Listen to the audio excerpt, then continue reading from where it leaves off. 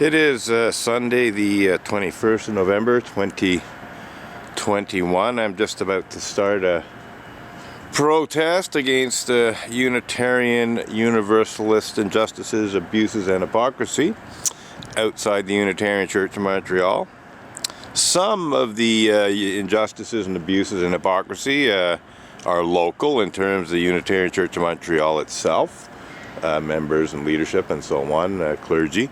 But some of the issues are essentially about the larger Unitarian Universalist religious community, so not specifically local issues. Anyhow, I see some people coming this way, so I'm going to start circulating and displaying some picket signs.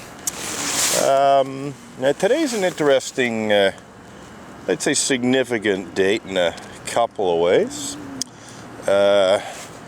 One of the ways that today's a significant date is that today the Unitarian Church of Montreal is going to have a congregational meeting to vote on whether or not they agree with an 8th principle being added to the 7 principles of Unitarian Universalism. And it does seem that the 8th principle in question, it may be worded in a way that makes it, sort of different, let's say, from the U.S. Unitarian Universalists. They're also trying to adopt an 8th principle, yeah.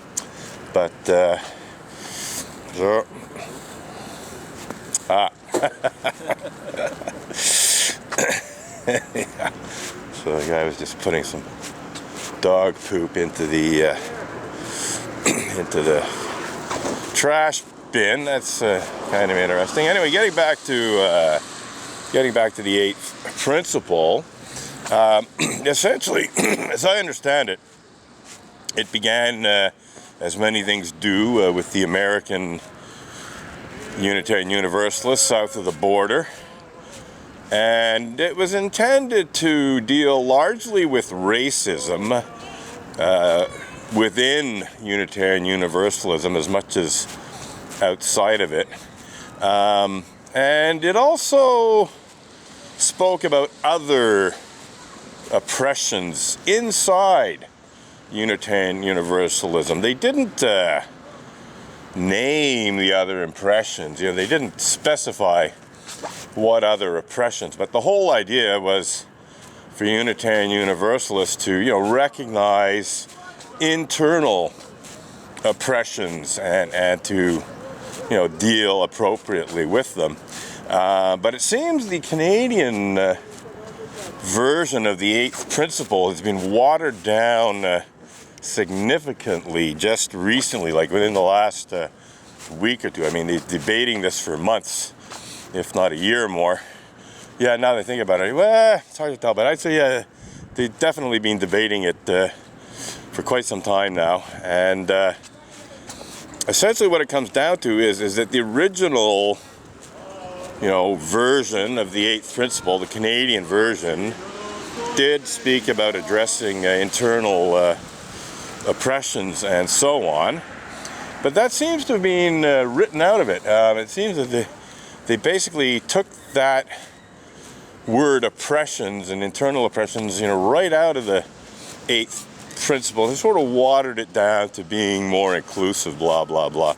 So they're talking in sort of terms of being more inclusive, rather than explicitly recognizing that there are internal oppressions in the Unitarian Universalist religious community, which is indicative of,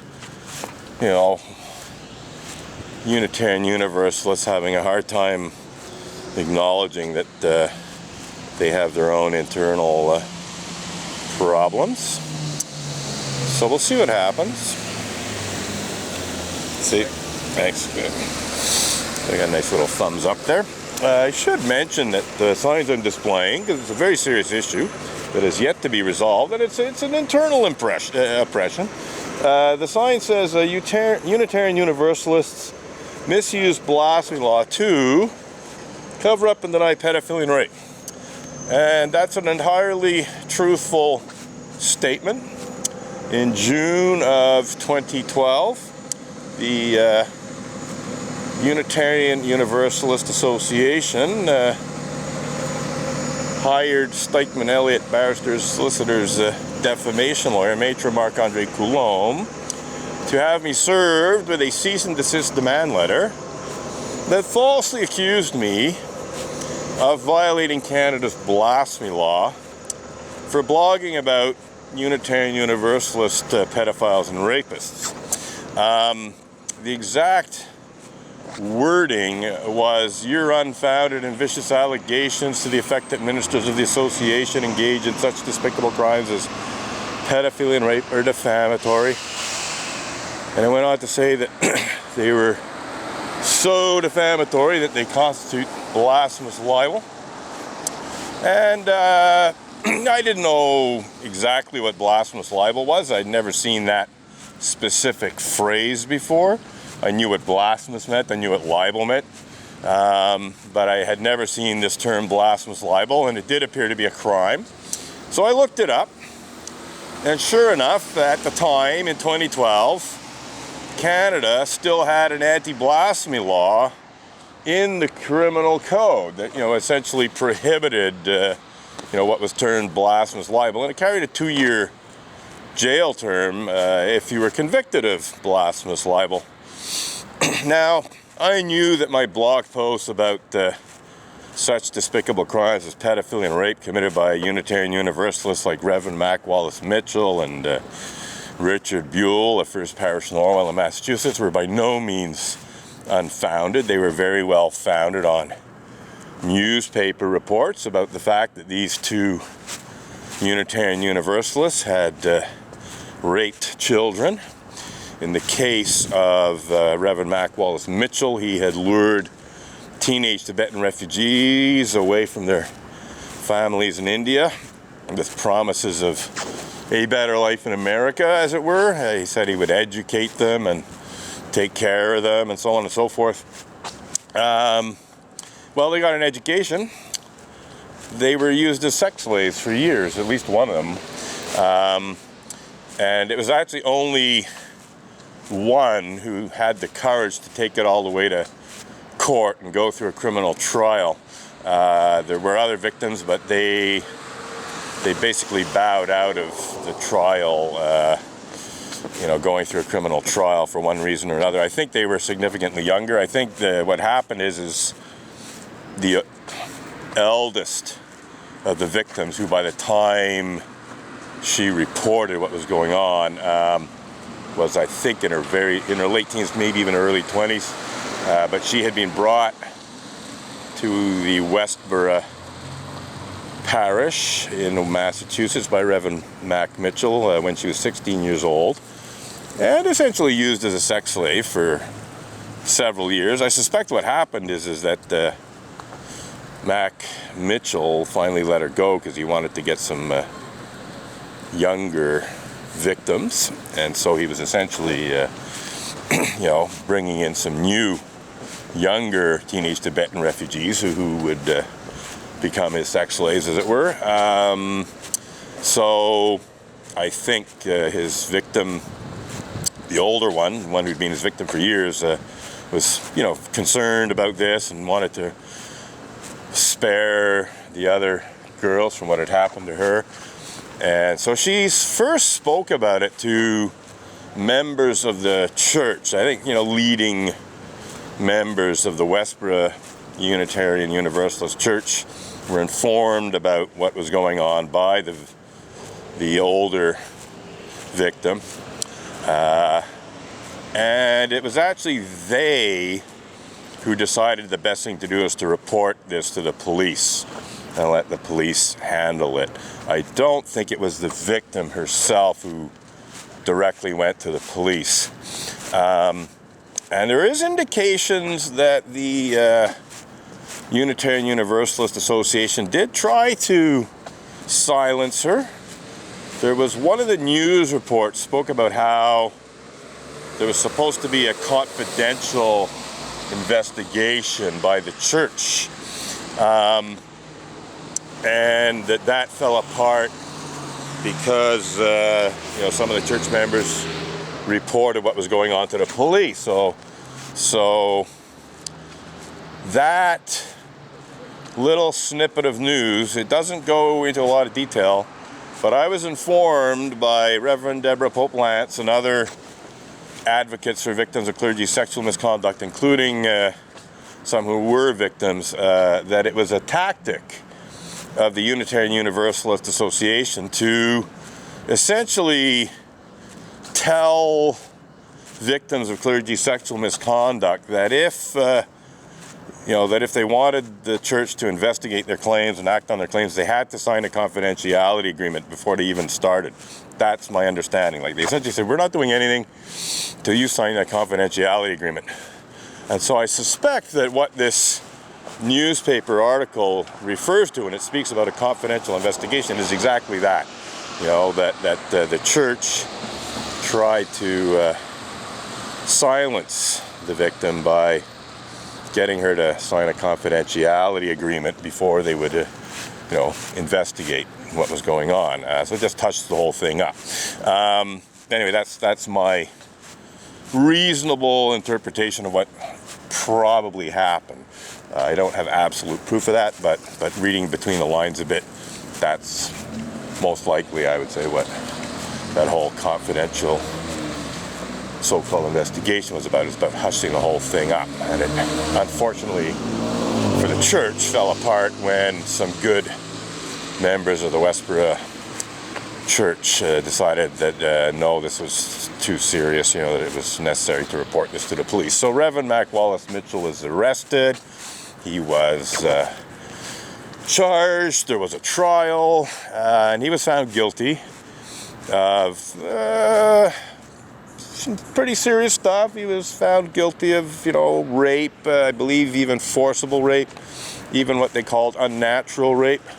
But he got quite a light sentence. He was actually, like, the full sentence, even the full sentence wasn't a whole lot. I think it was something like 8 years or something like that, which isn't a huge sentence for such a serious crime. But much of it was suspended, and I think he only served around 3 or at most 4 years in prison before he was released.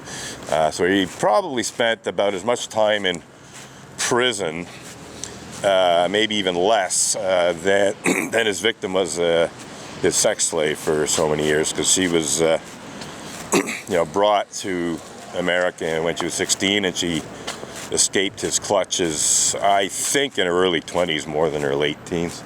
So this is an example, I'd say, of internal oppression in more ways than one. And I'm talking about the Reverend Mac Mitchell case itself, and I'm also talking about the Unitarian Universalist Association falsely accusing me of a crime in an effort to conceal very serious crimes committed by Unitarian Universalists. I mean, the whole idea was that the UUA was trying to intimidate me into deleting my blog posts that told the truth about Reverend Mac Wallace Mitchell and also Richard Buell, parishioner of First Parish Norwell. He was charged, tried, and convicted of raping preteen girls who, according to the estimates, were no older than 12 years old at the times that the rapes took place. Could have been as young as 6, certainly somewhere between 9 and 12. So we're talking very young preteen girls being raped by Richard Buell of First Parish Norwell, not a minister to the best of my understanding, essentially a lay person, although a prominent one. He does appear to be, one of the most prominent members of the church at the time. And he was found guilty. I can't remember exactly how many years he was sentenced to jail, but I think he got a fairly stiff sentence. And he ended up dying in jail. He was quite old by the time he was convicted, and he essentially died while he was in jail, so he was never released Meanwhile, Mac Mitchell's been released since the early 90s. And, you know, as I understand it, he's essentially he's a real estate broker in Massachusetts. He's apparently sort of dealing in holiday homes for people. So he's been out for years. And let's see what we got here. All right. But anyway, you're getting back to the whole issue of internal oppression. I would say that some of the most oppressed people inside the Unitarian Universalist religious community, i.e. people who are faced with various forms of oppression from Unitarian Universalists themselves, are people who dare to complain about clergy misconduct of any kind, whether it's sexual or non-sexual. If you complain about, you know, abusive behavior by the minister, whether it's sexual or non-sexual, you are immediately a target for oppression, essentially. And I have a feeling that one of the reasons that they essentially watered down the 8th principle is because they probably know that. They probably know that, you know, one of the most obvious cases of internal oppression inside the Unitarian Universalist religious community is the oppression of people who dare to complain about clergy misconduct. So that opens a whole can of worms, because if they put into one of their principles, you know, about addressing internal oppressions, you know, explicitly, well, that could open a whole can of worms. And I suspect they didn't want to open that can of worms.